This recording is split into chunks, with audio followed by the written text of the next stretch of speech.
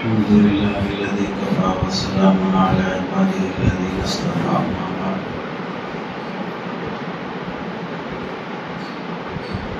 حضرت حکیم الامت اشرف علی تھانوی رحمۃ اللہ علیہ فرماتے ہیں آخری دم تک اپنی اصلاح کی فکر رہنی چاہیے. ایک صاحب کی غلطی پر مواخذہ کرتے ہوئے فرمایا یہ کیا بات ہے، یہاں آ کر ہی تمام لوگوں میں تمام تر بے وقوفی اور جہل تازہ ہو جاتا ہے. ہمارے پاس آنے کے بعد ہی کوئی حماقت دکھاتے ہیں، جہالت دکھاتے ہیں. کیا ساری دنیا ایسے ہی بد فہموں سے آباد ہے کہ میرے ہی بات چھنٹ چھنٹ کر آتے ہیں، یا تعلیمی حماقت کا کوئی سر چڑھا ہوا ہے جس میں تم لوگ تعلیم پا کر آتے ہو؟ جہاں سے پڑھ کے آتے ہیں وہاں کوئی حماقت مستقل سکھائی جاتی ہے.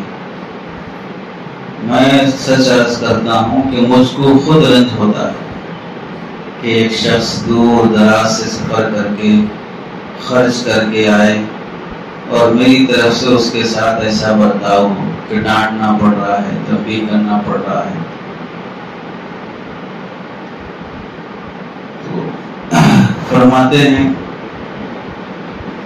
اس طرح کسی کو بھی مجلس میں آنے کے بعد ڈانٹنے سے، تنبیہ کرنے سے دل دکھتا ہے کہ بیچارہ طلب سے آیا، سفر کر کے آیا، کچھ سیکھنے کی نیت سے آیا، لیکن آتے ہی ڈانٹنا پڑ رہا ہے. لیکن ڈانٹنے میں ہمارا اختیار کیا ہے؟ کہاں تک کلفت برداشت کریں، بے وقوفی کہاں تک برداشت کروں؟ ہاں اگر آپ بھی فرمائیں کہ کلفتیں اٹھا کر، اذیتیں اٹھا کر ہم سب کچھ سہ لیں گے تو میں بھی ٹھیک ہے، اس کے لیے تیار ہوں. مگر اس طرح آپ بھی مشقت اٹھائیں، میں بھی آنے والے طالبین اور سالکین کی بے وقوفی کی مشقت اٹھاؤں، جھیلوں انہیں، تو اس سے فائدہ نہیں ہوگا. فائدہ کیا ہے؟ شیخ سے اصلاح و تربیت کے لیے شیخ کا بشاشت میں ہونا بھی ضروری ہے. جب شیخ کو اذیت ہو، تکلیف ہو، وہ برداشت نہ کرے تو انقباض سے افادہ اور استفادہ طبعاً دشوار ہو جاتا ہے. آنے والے سالکین اگر اپنے شیخ کو اور اس کے دل کو مقدر کر دیں، بشاشت ختم کر دینے والی کوئی حرکت کریں تو اس سے شیخ کے دل میں انقباض والی کیفیت پیدا ہو جاتی ہے. چاہ کر بھی سامنے والے کو فائدہ پہنچانے کا خیال نہیں آ پاتا ہے اور اس کے بغیر آنے سے کوئی فائدہ نہیں ہوتا. ہر زمانے کے لحاظ سے تکلیف پہنچانے کے طریقے الگ الگ ہوتے ہیں. کتنے سالکین ہیں بیعت ہونے کے بعد نہ معاملات کا اہتمام کرتے ہیں، نہ مجلس میں حاضری کا اہتمام کرتے ہیں، نہ جو مجالس چل رہی ہیں اسے اہتمام سے سنتے ہیں، اور یہ چاہتے ہیں کہ بس بیعت ہو گئے ہیں، اب کوئی نہ کوئی غیبی طاقت ایسی نکل آئے جو ہمیں سیدھے عرش معلیٰ پر پہنچا دے، ہمیں مستجاب الدعوات بنا دے، ہمارے چہروں کو پرنور کر دے. کوئی ایسی غیبی طاقت آنی چاہیے، اس کے انتظار میں رہتے ہیں. جب بھی ملیں گے ویسے تو ترتیبیں بنی ہیں جو بھی سالکین ہیں کہ بھئی ہفتے میں ایک بار تو حاضر ہونا چاہیے. یہ بھی کیا بات ہے کہ بھئی آدمی شادی کر لے اور بیوی کے پاس ہفتے میں ایک بار، مہینے میں ایک بار، سال میں ایک بار حاضری دے؟ تو اسے تو کرنا ہی نہیں چاہیے تھا. جب اگر تمہیں نسل بڑھانی نہیں ہے تو پھر یہ حرکتیں کیے کیوں ہوں؟ ایسی شیخ کے پاس حاضری دینا ہی نہیں ہے، آنا ہی نہیں ہے، صحبت میں وقت گزارنا ہی نہیں ہے. نفس کی تسکین کے خاطر کہ میں بھی کسی سے جڑا ہوا ہوں، میں بھی کسی سے بیعت ہوں، ہم بھی کسی سے کم نہیں ہیں. نفس ایسا ضروری نہیں ہے کہ انسان کو غلط راستے سے ہی بہکائے. نیک لوگوں کو نیکی کے راستے سے بہکاتا ہے. پہلے تو احساس رہتا تھا کہ گناہوں میں زندگی گزر رہی ہے اور راتوں کی تنہائیاں خراب ہیں، نگاہیں خراب ہیں، یہ احساس بار بار ستائے جا رہا تھا، جس کی وجہ سے سوچ رہا تھا کہ ہم سے وہ بہتر ہیں جو کسی بزرگ سے جڑ گئے، بیعت ہو گئے، وہ بیچارے ہم سے اچھے ہیں، وہ اپنی فکر میں لگے ہیں، یہ احساس تھا۔ اب اس احساس سے کیا ہوا کہ خود بیعت ہو گیا، کسی سے جڑ گیا۔ اب جڑ جانے کے بعد تبدیلی آئی کچھ بھی نہیں ہے، یعنی راتوں کی تنہائیاں ویسے ہی چل رہی ہیں، موبائل ویسے ہی چل رہا ہے، نگاہیں ویسے ہی خراب ہیں۔ اب جو وہ احساس تھا نا، وہ احساس بھی مر گیا کہ ہم سے وہ بہتر ہیں جو جڑے ہوئے ہیں کا جو احساس تھا وہ بھی مر گیا۔ اب خیال کیا ہے کہ میں تو جڑا ہوا ہوں، میں تو سالک ہوں، میں تو چل رہا ہوں، میں تو بیعت ہوں۔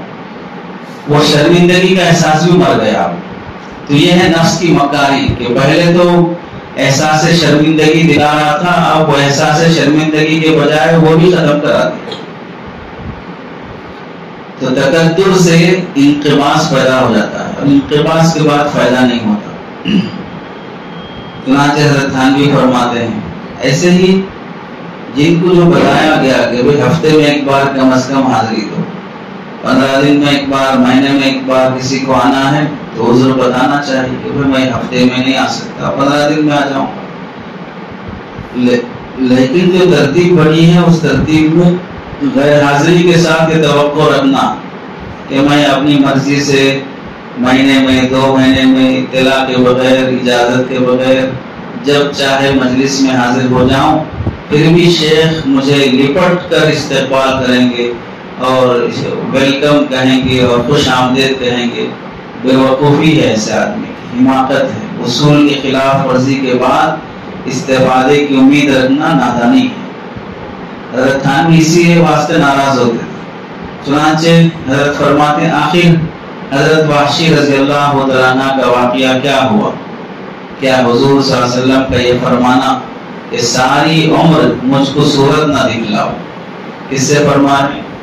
حضرت وحشی رضی اللہ عنہ سے، صحابی رسول ہیں، ساری عمر مجھے صورت نہ دکھلاؤ۔ انہی کی مصلحت سے تھا، کیوں فرمایا اللہ کے نبی علیہ السلام نے؟ اس میں صحابی کی ہی بھلائی تھی، کیونکہ جب بھی اللہ کے نبی کی نظر ان صحابی پہ پڑتی تو حضور صلی اللہ علیہ وسلم کو کلفت ہوتی، تکلیف ہوتی۔ حضرت حمزہ رضی اللہ عنہ کی شہادت یاد آ جاتی۔ اب جب نبی کے دل کو تکلیف ہوگی کس کی وجہ سے؟ ان صحابی کی وجہ سے، تو نقصان صحابی کا ہوگا۔ تو صحابی کو نقصان سے بچانے کے لیے اللہ کے نبی نے فرمایا کہ بھئی آپ مجھے زندگی بھر نظر مت آئیے، آپ دور ہو جائیں۔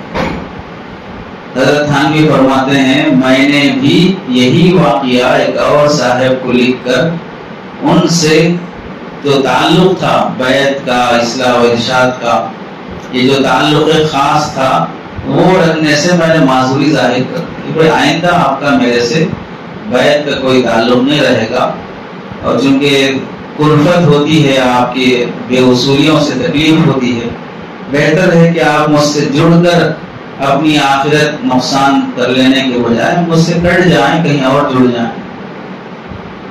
تو معذوری ظاہر کر دی، کیونکہ وہ صاحب بھی بہت ستائے تھے حضرت تھانوی کو۔ ستانے کا مطلب یہ ہے کہ شیخ کا مال لوٹ لینا، شیخ کے کپڑے لے کے چلے جانا، شیخ کی چیزیں چرا لینا، یہ مطلب نہیں ہوتا ستانے کا۔ ستانے کا مطلب یہ ہوتا ہے کہ جو اصول بتائے گئے ہیں ان اصول کی خلاف ورزی کرنا، سلوک میں چلنے کی جو ہدایات دی گئی ہیں اس کی خلاف ورزی کرنا، یہ مطلب ہے شیخ کو ستانا۔ تو بہت ستائے ہوئے تھے، تو وہ صاحب جواب میں لکھنے لگے حضرت وحشی نے تو قتل کیا تھا، میں نے قتل تھوڑی کیا ہے۔ حضرت وحشی کا واقعہ لکھ کے بھیجا ہے کہ بھئی اللہ کے نبی علیہ السلام کو ان سے کلفت تھی تو انہوں نے منع کر دیا کہ آئندہ میرے سامنے مت آؤ، مجھے بھی آپ کی وجہ سے کلفت ہوتی ہے، آپ بھی میرے سامنے مت آؤ اور آئندہ مجھ سے تعلق مت رکھو۔ تو وہ صاحب جواب میں کیا لکھنے لگے کہ حضرت وحشی کو اللہ کے نبی نے جو دور کر دیا تھا وہ اس وجہ سے کہ انہوں نے حضرت حمزہ کا قتل کیا تھا۔ آپ مجھے اپنی مجلس اور خانقاہ سے جو دور کر دے رہے ہیں، میں نے کس کا قتل کیا ہے؟ یہ حضرت تھانوی کو لکھ رہے ہیں، اور تھانوی تو تھانوی ہیں، انہوں نے فرمایا کہ یہ قیاس مال فارق اور استدلال غلط ہے۔ میں نے جواب میں لکھا، بے شک حضرت وحشی رضی اللہ تعالیٰ عنہ کا جرم تمہارے جرم سے عظیم تھا، مگر انہوں نے کفارہ بھی تو ایسا ہی زبردست ادا کیا، اسلام لا لیے اور بدلے میں مسیلمہ کذاب وغیرہ کو قتل کیے۔ اب تم کیا کفارہ دیتے؟ یہ تکلیف تو ان سے ہوئی، اس تکلیف کا بدل بھی وہ ادا کر دیے۔ اب تم سے تکلیف ہوئی میرے، اب اس کا بدل کیا دیتے؟ بولو کیا ادا کر سکتے؟ بس لاجواب ہو گئے، تعویلیں سب بس ہو گئی۔ حضرت فرماتے ہیں جب تک ذہن میں تعویل رہی ہانگتے رہتے ہیں۔ آج کل بولنا بھی کمال میں داخل ہو گیا، مگر یاد رکھو اس طریق میں چوں و چرا قیل و قال سے کام نہیں چل سکتا۔ سلوک کے راستے میں چوں و چرا نہیں ہو، کیوں ایسا کیوں ہے، ایسا کیوں نہیں ہے، ایسا کیسا ہو سکتا، اس سے کچھ بھی کام نہیں بنے گا۔ جس سے تعلق محبت کا کیا جائے اس کو تکلیف نہیں پہنچانی چاہیے، نہ معاملے سے نہ زبان سے، اور یہ فکر اور غور سے ہو سکتا ہے کہ بھئی میں اپنے بارے میں سوچوں، میری کسی حرکت سے میرے شیخ کو تکلیف نہ پہنچے، میری کسی بات سے میرے شیخ کو تکلیف نہ پہنچے۔ یہ غور فکر کرنے سے آدمی ان حرکتوں سے بچ سکتا ہے، مگر مشکل یہ ہے کہ لوگوں نے غور و فکر کرنا قطعاً چھوڑ دیا ہے، اپنی حرکتوں پر غور کرنا قطعاً چھوڑ دیا ہے۔ میں تحدیث بن نعمہ کے طور پر کہتا ہوں، الحمدللہ میں جس طرح دوسروں کے لیے اصلاح کے طریق سوچتے رہتا ہوں، غلطی ہوئی ڈانٹنا چاہیے، اس کی حرکتوں پہ نظر رکھنا چاہیے، اس کی اصلاح کرنی چاہیے، دیکھ دیکھ کے میں اسے ڈانٹتا ہوں، اسی طرح اپنی اصلاح کے بھی طریق سوچتے رہتا ہوں کہ میرے سے غلطی کہاں ہو رہی ہے، میں اپنے آپ کو کیسے سدھاروں۔ اب حضرت تھانوی جیسا شخص اپنی اصلاح کی فکر میں ہو، سب مسلمانوں کو تو مرتے دم تک اپنی اصلاح کی فکر میں لگے رہنا ضروری ہے، اسی میں خیر ہے سب کی کہ میری اصلاح کیسے ہو جائے۔ آج حال کیا ہے، دو آدمی مل گئے، 3 گھنٹے باتیں کرتے بیٹھیں گے دوسروں کے بارے میں، اور 3 گھنٹے ہونے کے بعد بولیں گے ارے چھوڑو یار ہمارے کیا کرنا ہے، 3 گھنٹے کی گھاس اگاڑ رہے تھے، کیا کر رہے تھے دیر سے؟ یہ جملہ شروع میں ہی بول دینا چاہیے تھا نا۔ 2 گھنٹے بیٹھ کے اسی کی غیبت کرتے رہے، آدھا گھنٹہ بیٹھ کے دوسروں کی بولتے رہے، جب پوری غیبت کا برتن خالی ہو گیا، جو کچھ بولنا تھا اپنے پاس سے بھی ہو گیا، جو سننا تھا اس کے پاس سے بھی ہو گیا، اب آخر میں کھانے کی دعا پڑھ کے جیسے اٹھتے ہیں نا، ویسے غیبت کی دعا کیا رہتی ہے؟ چھوڑو یار ہمارے کیا کرنا ہے، یہ رہتی ہماری مجلسوں کی حالت۔ تو شروع میں ہی بول دینا چاہیے چھوڑو یار ہمارے کیا کرنا ہے۔ ہر وقت یہی رہتا ہے کہ جتنی برائی کرنا ہے کر دو، آخر میں بولو چھوڑو یار ہمارے کیا کرنا ہے۔ اندری رحمی تراش وہمی خراش تا دم آخر دم فارغ مباش۔ حضرت مولا علوم فرماتے ہیں اندری راہ، اس راستے میں می تراش و می خراش، اتھل پھتل کرتے رہنا پڑتا، چھیل چھال ہوتے رہتی، الٹنا پلٹنا چلتے رہنا، تا دم آخر سانس تک، دم فارغ مباش، ایک لمحہ بھی خالی نہیں رہنا اپنے آپ سے، اپنے آپ سے غافل نہیں رہنا۔ حضرت مثال سے فرماتے ہیں اگر کوئی شخص بیمار ہو، لوگ اس کو بے فکر دیکھیں، وہ بیمار ہے، کینسر ہے یا اور کوئی بڑی بیماری ہے، لیکن نہ ڈاکٹر کے پاس جا رہا ہے، نہ کوئی پرہیز کر رہا ہے، نہ کوئی علاج کرا رہا ہے، تو چاروں طرف سے اس پر لگاڑ پڑتی ہے، باپ بھی ڈانٹے گا، ماں بھی ڈانٹے گی، بیوی بھی، سسر بھی، سسرال بھی، سب ڈانٹیں گے۔ ارے آپ اپنی فکر نہیں کرے تو جوان لڑکی ہے، چھوٹے بچے ہیں، مر گئے تو پھر ان سب کا سہارا کون ہے؟ کسی نہ کسی حوالے سے پورا خاندان برس پڑتا ہے، کس کو جو خود کو بیمار ہے اور لیکن غفلت میں ہے، کاہلی کر رہا ہے۔ مصیبت یہ ہے کہ ہر شخص اس سے زیادہ روحانی بیماریوں میں مبتلا ہے، حسد میں ہے، تکبر میں ہے، غیبت میں ہے، حب جاہ میں ہے، حب مال میں ہے، سب میں ہے. تو چار طرف سے لتاڑ پڑنا تو دور کی بات، شیخ کی طرف سے لتاڑ پڑے تو بھی برداشت نہیں ہو رہا. جسمانی مصیبت میں، جسمانی بیماری میں پورے خاندان والے ڈانٹیں گے تو بھی یہ بیمار اپنے آپ کو سمجھے گا کہ بیچارے میری ہمدردی میں بول رہے ہیں، میرے سسرال بھی جو بول رہے ہیں، میرے ماں باپ بھی جو بول رہے ہیں، میری گھر والی بول رہی ہے، پڑوسی بول رہے ہیں کہ میں بیمار ہوں، علاج کروا لوں. یہ جو بھی ڈانٹ رہے ہیں ان کے بارے میں کیا سوچے گا کہ میری محبت میں بول رہے ہیں، میری ہمدردی میں بول رہے ہیں. یعنی جسمانی بیماری میں لتاڑ پڑے تو سب ہمدرد ہیں، اور روحانی بیماری، تکبر، ریا، حسد، کینہ، اس سب میں شیخ اکیلا ڈانٹے تو بھی ہمدرد نہیں ہے، وہ لتاڑ بھی برداشت نہیں ہے. اب آپ دیکھ لیں کہ کتنے فکر مند ہیں اپنے مرض کے بارے میں، کتنا احساس ہے اپنے آپ کو اپنی بیماری کا. تو اس راستے میں لتاڑنے والا خیر خواہ شمار ہی نہیں ہوتا ہے، سمجھا ہی نہیں جاتا ہے کہ میری خیر خواہی میں ڈانٹ رہے. ہر کوئی یہ سمجھتا ہے کہ اب اپنی چلانا چاہ رہے ہیں، میری انسلٹ کرنا چاہ رہے ہیں. وہ جسمانی بیماری میں کیوں نہیں سوچا پھر، وہاں کیوں شکریہ ادا کر رہا ہے. کسی بھی بیمار کو بیماری کا جب تک احساس رہتا ہے تو اس وقت تک تنبیہ کرنے والے اسے خیر خواہ لگتے ہیں. ہاں بھائی میں بیمار ہوں، جو بھی بول رہے ہیں میری اصلاح کے لیے بول رہے ہیں. جب بیمار کو یہ احساس مر جاتا ہے کہ میں بیمار نہیں ہوں، میں اچھا ہوں، تو اب لتاڑنے والا برا لگتا ہے. تکبر ہے میرے اندر لیکن میں اپنے آپ کو متواضع سمجھ رہا ہوں. اب شیخ نے ڈانٹا کہ تمہارا یہ انداز، تمہارا یہ بول کبر پر مشتمل ہے، نہیں کرنا چاہیے. تو چونکہ اپنے آپ کو متواضع سمجھ رہا، متکبر نہیں سمجھ رہا، تو اب شیخ ڈانٹ رہا ہے تو یہ ہمدرد شمار نہیں ہوتا، کیونکہ اس کے اندر سے مرض کا احساس ختم ہو گیا، بیماری کا احساس مر گیا، خود کو صحت مند سمجھ رہا. اب صحت مند کو کوئی آدمی بیمار بولے تو اسے تو پریشانی ہوگی. تو اس راستے میں بھی بیماروں کا یہی حال ہے کہ ہر کوئی بیمار ہے لیکن خود کو صحت مند سمجھ رہا. ایسے شخص کی صحت کی امید کبھی نہیں ہو سکتی سوائے ہلاکت کے. کہ بیمار ہے لیکن خود کو بیمار نہیں سمجھ رہا ہے، اب اس کی صحت ہونا مشکل ہے.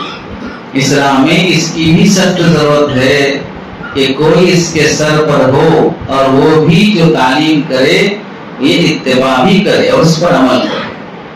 تو اصلاح و تربیت کے راستے میں کسی کا سوال ہو جانا ضروری ہے، یہ کیوں کرے، یہ کیوں نہیں کرے. لوگ یہ سمجھتے ہیں کہ بھئی جب بھی شیخ سے ملاقات ہو یا مجلس میں حاضری ہو، ہماری کوئی نہ کوئی تعلیم ہونا، مسکرا کے بات کرنا شیخ صاحب، ورنہ خاموش رہے، خیریت نہیں پوچھے یا کچھ بھی ہمارے ساتھ ہمدردی نہیں دکھائے تو مطلب ہے کہ تعلق میں کمی ہے. اس کا مطلب یہ ہوا کہ پہلے سے ہی اپنا مقام طے کر لے کے آنا شیخ کے پاس کہ میں جب بھی آ رہا ہوں تو مجھے یہ عزت ملنی چاہیے، یہ احترام ملنا چاہیے چونکہ میں اس مقام والا ہوں. تو اب جب اپنا مقام طے کر چکے ہو تو پھر آئے کیوں شیخ کے پاس؟ اتنے بڑے مقام والے ہو نا، تو یہاں کیوں آئے پھر؟ یعنی شیخ کے پاس گئے کیوں پھر؟ اپنے مقام مرتبے کے لحاظ سے رہتے جہاں پر رہنا چاہیے. تو حضرت فرماتے ہیں کوئی سر پہ سوال ہو جو تعلیم کرے اور یہ اس کی اتباع بھی کرے، اس پر عمل کرے، تب جا کے اصلاح ہوگی. ورنہ تو بغیر طبیب کے نسخہ اگر کوئی پیے گا تو نفع کی امید ایسے ہی ہے جیسے بغیر نکاح کے کوئی اولاد کی امید رکھے. کیسی تشبیہ حضرت تھانوی کی، ڈاکٹر کی تجویز کے بغیر لی جانے والی دوا سے نفع کی امید ایسے ہی ہے جیسے کہ بغیر نکاح کے اولاد کی امید کرنا. بغیر نکاح کے اولاد حرام کی تو ہو سکتی ہے، حلال کی تو نہیں ہو سکتی.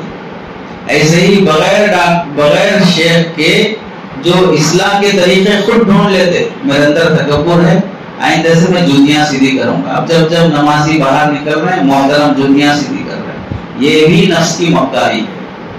وہاں بھی دکھاوا ہے آپ کو کہ لوگ دیکھیں مجھے کہ میں کتنا متواضع بن گیا، لوگوں کی جوتیاں سیدھی کر رہا ہوں. اب جوتیاں سیدھی کرنے کے موقع پر اگر کوئی ایک بھی بول دے نا ایسا ہے ذرا جوتی لے کے آؤ، میری وہاں پر ہے جوتی، لاؤ میرے یہاں سامنے رکھو. اب دیکھو کتنا متواضع ہے.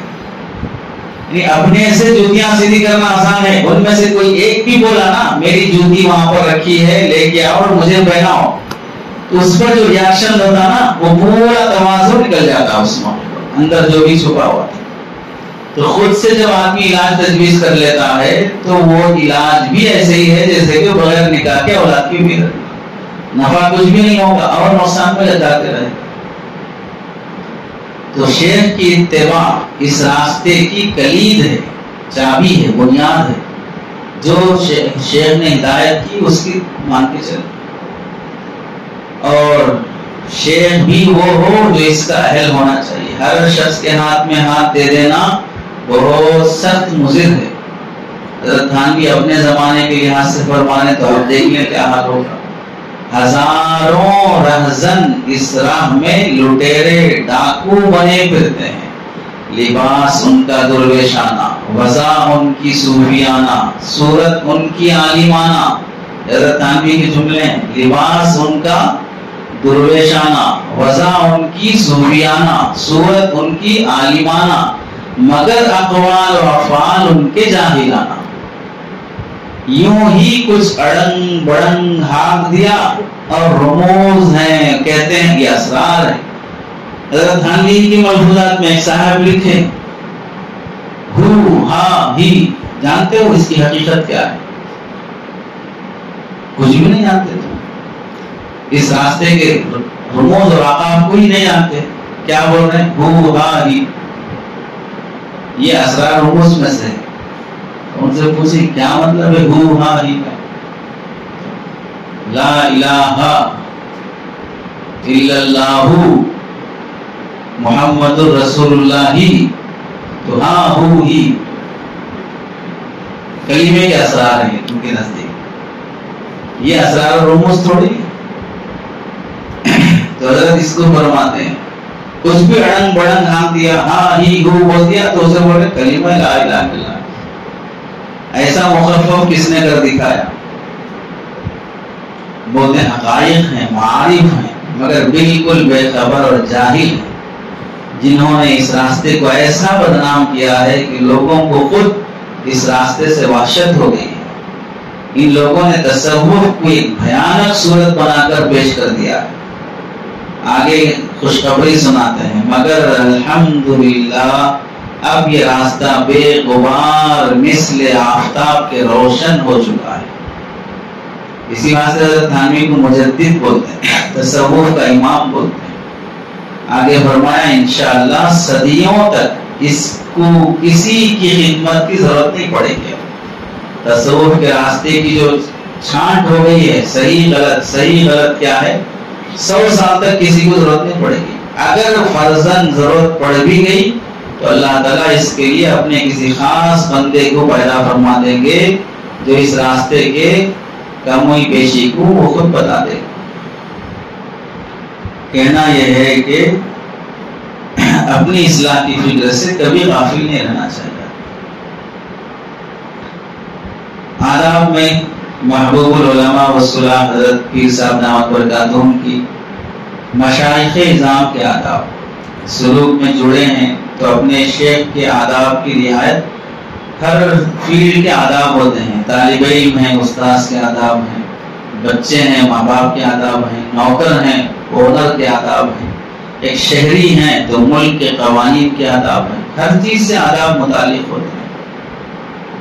علامہ عبد الوہاب شعرانی رحمۃ اللہ علیہ کی کتاب ہے الانوار القدسیہ فی معرفت قواعد الصوفیہ، اس میں سے حضرت آداب نقل فرماتے ہیں. ذیل میں پہلی بات ہے، کوئی بھی سالک سلوک میں چلنے والا تعلیم اپنی اصلاح کی طلب سے چل رہا ہو، مشائخ کرام کی محبت، خدمت اور ادب کے بغیر اچھی حالت پر پہنچ ہی نہیں سکتا. گناہ کی حالت سے نیکی کی حالت، تنہائیوں کی برائی کی حالت سے تنہائیوں کی عبادت کی حالت. اس حالت پر آنے کے لیے 3 باتیں: نمبر 1 اپنے شیخ سے محبت، نمبر 2 اپنے شیخ کی خدمت، نمبر 3 اپنے شیخ کا ادب. اس کے بغیر کبھی اچھی حالت ہو ہی نہیں سکتی۔ محبت کے لیے مناسبت ضروری ہے۔ مناسبت کا مطلب یہ ہوتا ہے کہ جو شیخ کو پسند ہے وہ مجھے پسند ہے، جو انہیں پسند نہیں ہے وہ مجھے پسند نہیں ہے۔ محبوب کی ہر چیز محبوب لگتی ہے اور مبغوض کی ہر چیز مبغوض لگتی ہے۔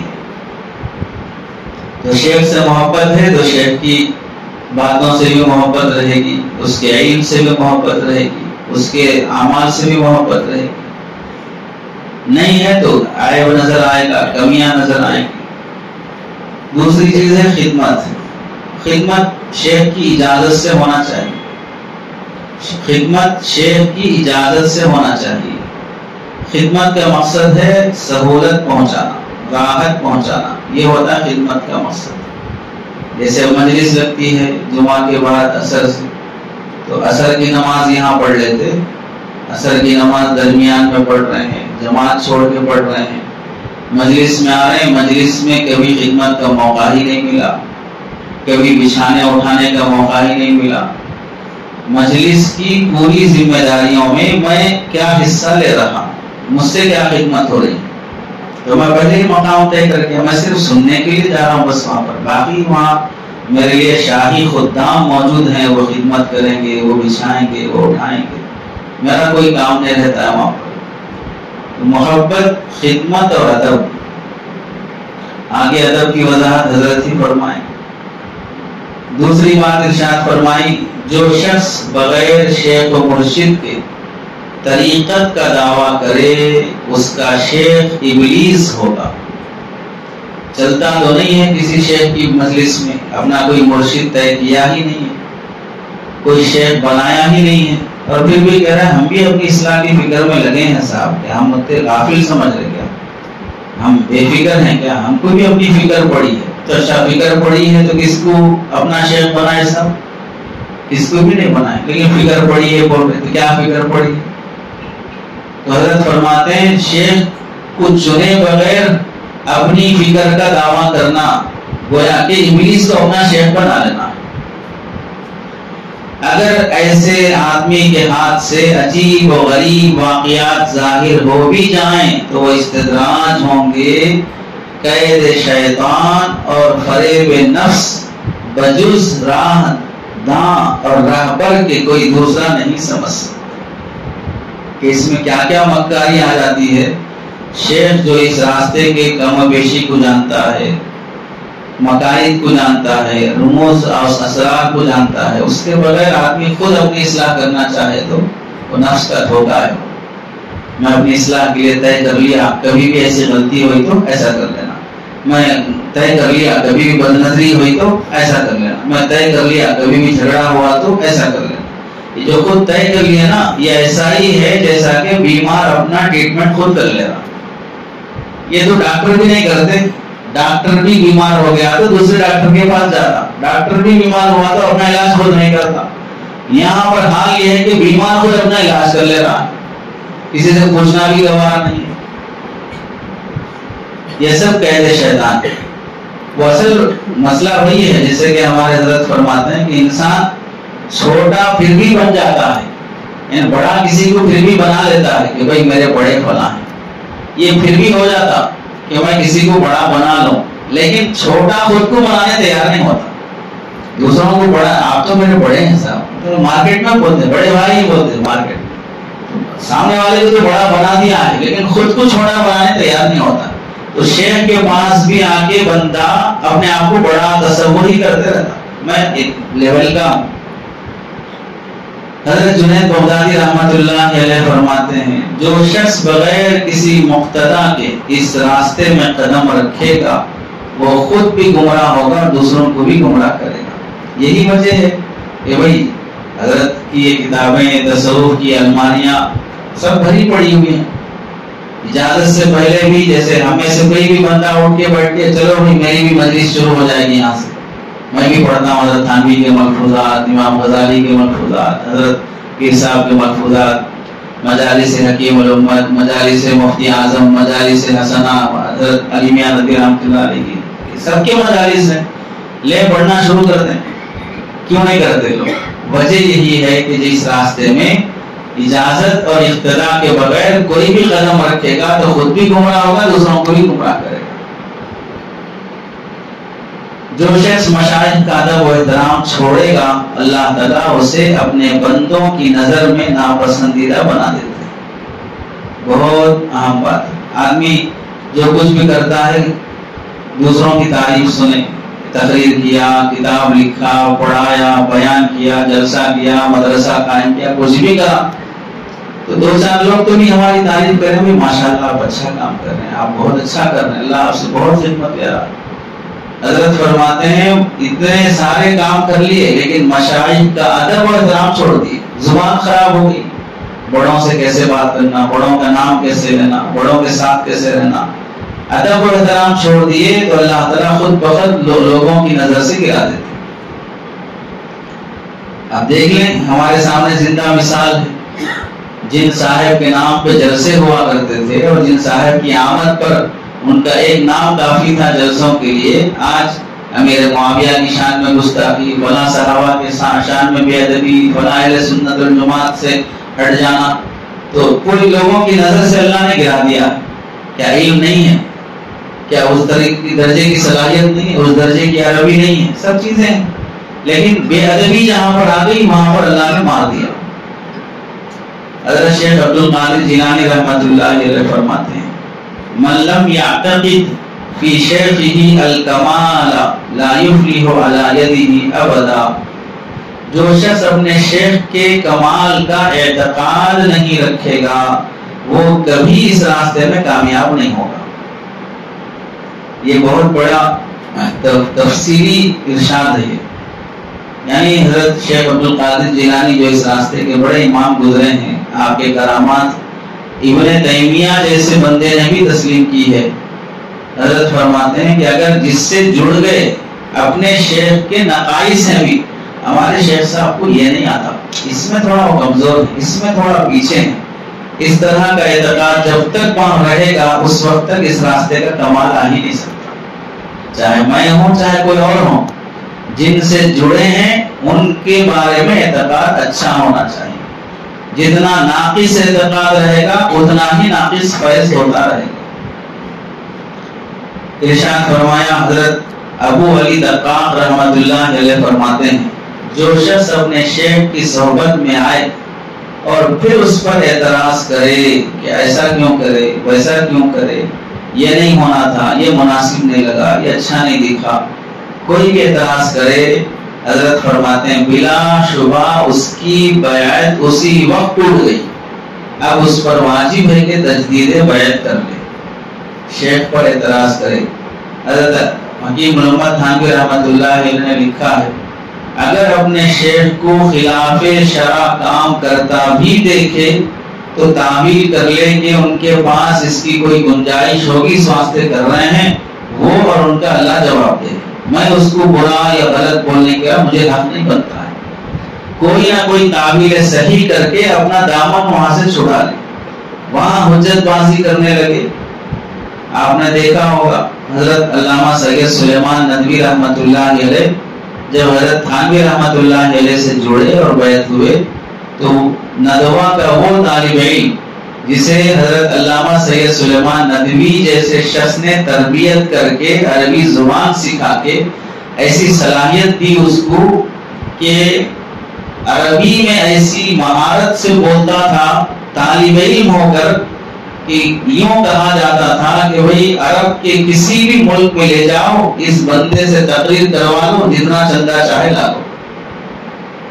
طالب علم ہونے کی حالت میں وہ صلاحیت تھی اس کی، اساتذہ سے بھی بہترین عربی۔